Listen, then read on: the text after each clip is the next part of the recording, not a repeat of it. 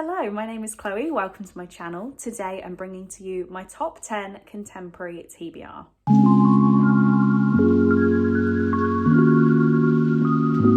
So within this actual stack I've got, they are 10 contemporary books that I'd like to read soon, but they're not in any particular order in these 10. Just I would like to think the next time I want to read a contemporary, this is where I'm going to go. I have seen this video done by Steph at Steph Loves, so I will link her video. I'm not sure if anybody else around has done it very recently. I am pre-filming this as well, so that may sound weird if lots more people take this up. But yeah, I will link Steph's video because that's where I saw this video done. And the first one I would like to talk about is Wild Like Me by Louise Pentland. I really want to read this because it's huge. It's a US-sized giant hardback, and it just seemed like a cute, easy contemporary at the time. The text is massive. This is not going to be a difficult book to read, but for some reason I keep putting it off. So this is about Robin, who is a single mum. Her best friend Lacey and bonkers Auntie Kath love her, and little Lila to the moon and back. From the outside, everything looks just fine, but Robin has a secret.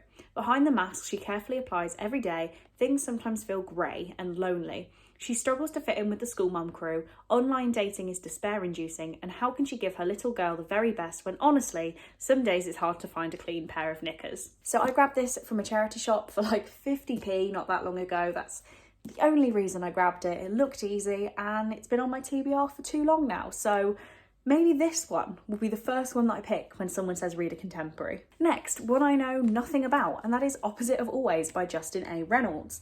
I saw this get a little bit of hype on BookTube, so decided to get myself a copy, and I don't know what it's about.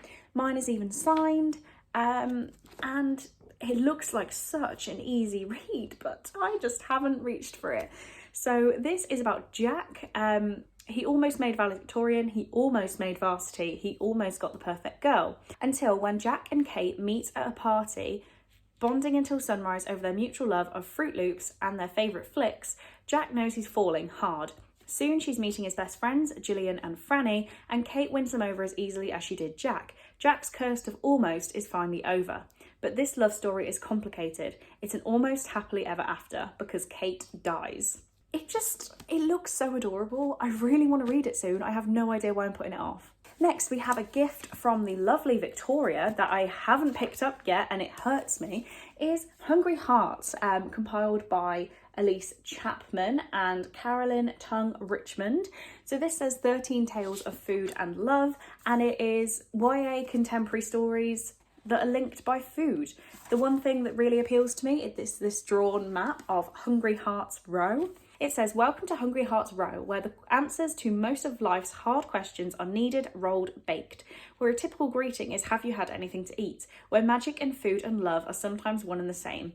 Told in interconnected short stories, Hungry Hearts explores the many meanings food can take beyond mere nourishment. It can symbolise love and despair, family and culture, belonging and home. And this book is just gorgeous, and I haven't read it yet. I don't know why I keep saying I haven't read it yet. Obviously I haven't. This is a TBR. Next we have a gift from the lovely Rachel. I think this was for my birthday. This was for my birthday, and that is Tweet Cute by Emma Lord. So I haven't actually had this that long. I've only had it a couple of months, but loads of people have been reading it lately, and I don't know why I haven't. So this is a enemies to lovers romance between Pepper and Jack, whose families have rival cheese places. All's fair in love and cheese, that is, until Pepper and Jack's spat turns into a viral Twitter war. Little do they know, while they're publicly ducking it out with snarky memes and retweet battles, they're also falling for each other in real life, on an anonymous chat app Jack built. As their relationship deepens and their online shenanigans escalate, people on the internet are shipping them, their battle gets more and more personal until even these two rivals can't ignore that they were destined for the most unexpected, awkward, all the feels romance that neither of them expected. And yeah, loads of people are reading this lately. I really want to, and I have no excuses. One that I have been making excuses for is Unclaimed Baggage by Jen Doll.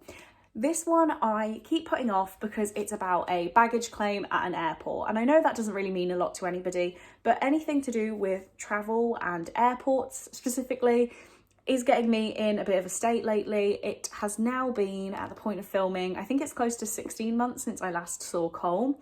And obviously, an airport was involved in that last interaction, and the next time I see him there's going to be an airport. So I'm finding it really hard to separate my own personal life, and as soon as there is an airport, I break down into tears. So this one I will read on a day where I'm feeling good. Like today would be a perfect day because it really does come in like waves, whether I'm feeling really emotional about missing Cole, and on the days where I'm not feeling that emotional, this would be perfect. It says, what do Nell, who just moved to a small town in Alabama from the Chicago suburbs, Doris, a liberal among conservative thinkers, and Grant, a football star who's plummeted from grace, all have in common?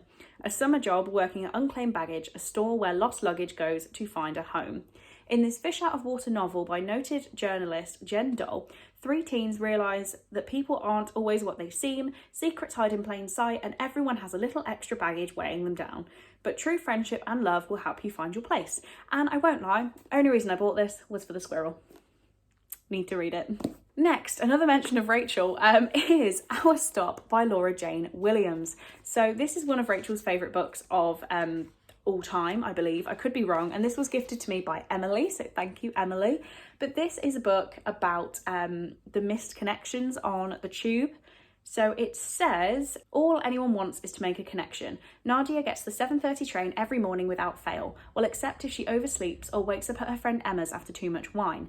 Daniel really does get the 7:30 train every morning, which is easy because he hasn't been able to sleep since his dad died. One morning, Nadia catches sight of a post in the daily paper.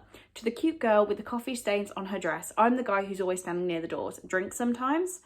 So begins a not quite romance of near misses, true love, and the power of the written word. So I want to read this because when I was in college, we would take the bus every day from the town centre up to our college. And while we were there, we would read the cheesy missed connections ads, and I want to read a book based on those.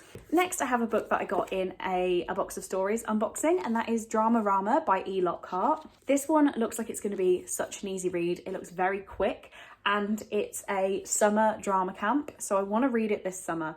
It says, it's summer drama camp, you know you love it, even when things get ugly. One hot summer will determine their future and test their friendship. So I'm not going to look more into it. I've read We Were Liars and Genuine Fraud. Loved We Were Liars, hated Genuine Fraud. So we will see what I think of this. But yeah, it's looking, I'm trying to find an example. It's looking very quick, so love it. Next, we have a gift from Laura, and that is Beach Read by Emily Henry. Another one I really want to read this summer. It says, 2 writers, 1 holiday, a rom-com waiting to happen. January is a hopeless romantic who narrates her life like she's the lead in a blockbuster movie. Gus is a serious literary type who thinks true love is a fairy tale. But January and Gus have more in common than you think. They're both broke. They both have crippling writer's block, and they need to write bestsellers before the summer ends. The result, a bet to swap genres and see who gets published first. The risk, in telling each other stories, their worlds might be changed entirely. I feel like this is going to be cheesy. I've heard great things, and it's going to be a good sat in the sun read. On to a completely different, not a fun sat in the sun read. We're going to go with Girl in Pieces by Kathleen Glasgow. I've heard good things about this, but I've also heard it is very, very hard hitting. And my mom actually bought me this years ago, a long time ago, when I started collecting books. I want to say 2018 she bought me this, and I haven't read it yet. So this says Charlotte Davis is in pieces. At 17, she's already lost more than most people do in a lifetime, but she's learned how to forget. The broken glass washes away the sorrow until there is nothing but calm. You don't have to think about your father and the river, your best friend who's gone forever, or your mother who has nothing left to give you. A deeply moving portrait of a girl in a world that owes her nothing, yet has taken so much, and the long journey back to hope.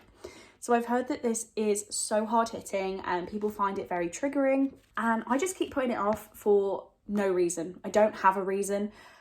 I just do. So if I could read this by the end of 2021, oh my god, Chloe, that would be great. And one I will definitely have read by the end of the year, because I have much more books from this author to get through, is Beautiful Broken Things by Sarah Bernard. So I've read 2 Sarah Bernard books now, A Quiet Kind of Thunder and Goodbye Perfect. Love them both, 5 stars, and I just need to continue on with my love of Sarah Bernard. So Caddy and Rosie have always been inseparable, but that was before Suzanne. Now Caddy wants to be more than just the quiet one. She wants something to happen. Suzanne is trying to escape her past and be someone different, someone free. But sometimes downward spirals have a momentum of their own, and no one can break your heart like a best friend. So I have this one, and I also now have the sequel, which is Fierce Fragile Hearts. So at least reading one more Sarah Bernard book this year would be perfect. And there we go, those are the 10 contemporary books I would like to get to next out of all the contemporaries. I'm not going to set myself a challenge, we will see when these happen, but maybe it would be cool to check in with these in 9 months or so, we'll see. But yeah, I hope you enjoyed. Let me know if any of these books you've read and you absolutely love, or you read and you hated. Just share all of your opinions down below in the comments.